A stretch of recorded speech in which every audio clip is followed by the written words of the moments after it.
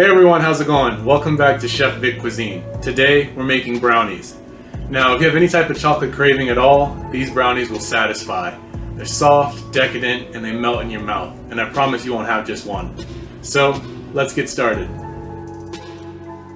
So for this recipe, you're going to need half a cup of unsalted butter, 8 ounces of milk chocolate bars that you're going to chop up,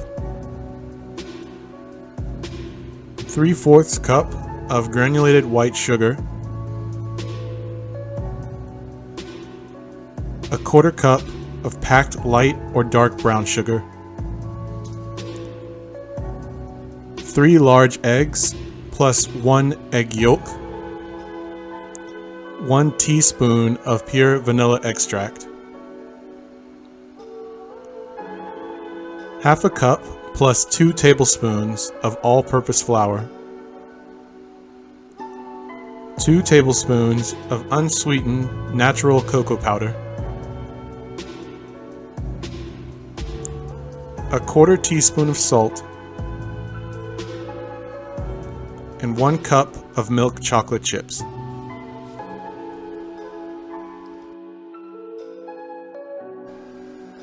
Alright, so to get things started, you're going to melt the butter and the chocolate all together in a medium-sized pot on medium heat, or 350 degrees Fahrenheit or 176 degrees Celsius. You just want to make sure that the butter coats the bottom surface of the pan and that you stir the chocolate around until it completely melts, so it doesn't burn on one spot of the pot. And this shouldn't take long at all, so you always want to keep your eye on the pot as the chocolate melts.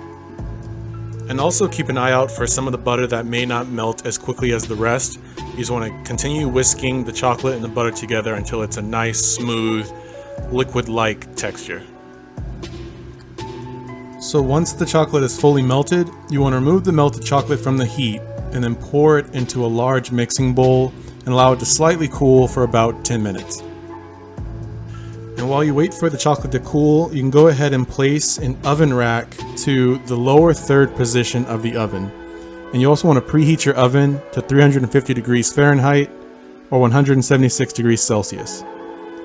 And for this recipe, I'm going to be using a 9" by 9" square baking pan, and later on in the video, I'll show you how to prepare it.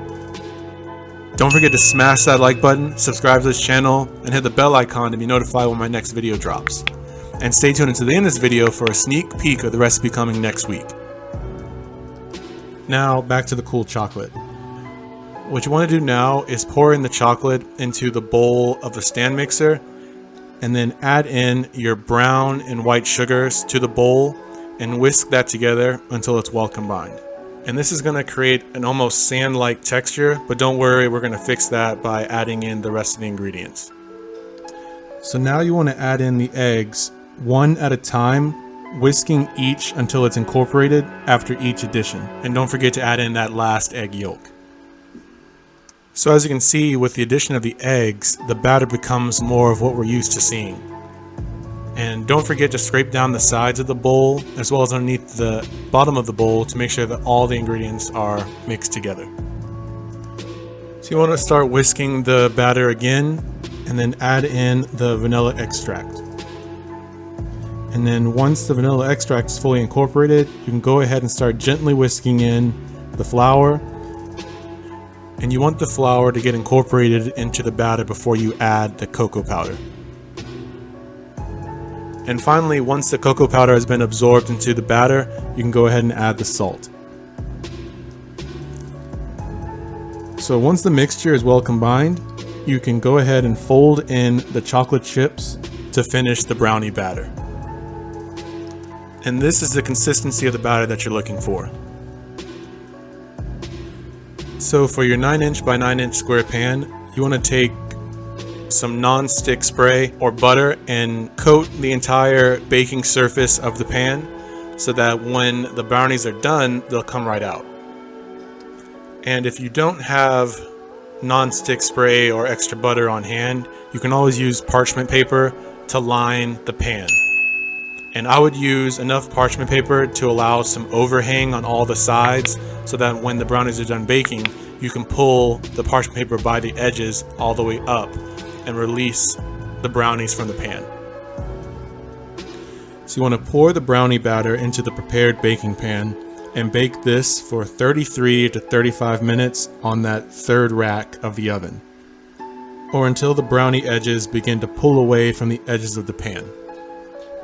A toothpick inserted into the center of the pan should come out relatively clean, as another way to check the doneness of the brownies.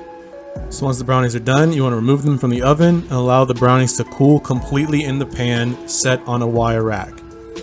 And then once cooled, you can lift the brownies from the pan using the parchment paper if you use that option, or slice the brownies and cut them out. And just like that, you've made your very own brownies, Chef Vic Cuisine style. You want to cut these into squares using a very sharp knife, and you can serve them immediately. And for a variation of this recipe, you can add 3/4 cup of either almonds or walnuts or whatever favorite nut that you like to this recipe for some added crunch. And one thing I'd like to point out in this recipe that I really like is the type of crust that these brownies form. It's really flaky and packed with a ton of flavor, and I know you guys are going to love it.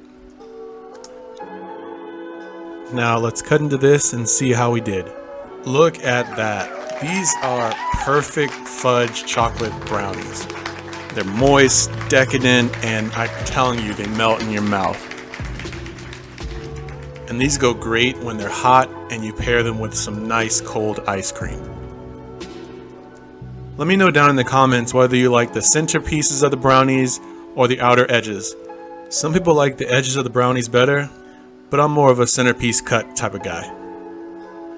As always, this recipe and many more can be found in my cookbook, Chef Vic Cuisine, Volume 1, Finding Your Inner Chef. And that's available on Amazon. I'll be sure to leave a link to that in the description box. Thank you all so much for watching, and if you've enjoyed this video, make sure to smash that like button, subscribe to this channel, and hit the bell icon to be notified when my next video drops. And stay tuned for next week where I show you how to make this amazing recipe for seared ahi tuna. You won't want to miss this one. Well, thanks again everyone for watching, and I'll see you next week on another episode of Chef Vic Cuisine, and until then, peace.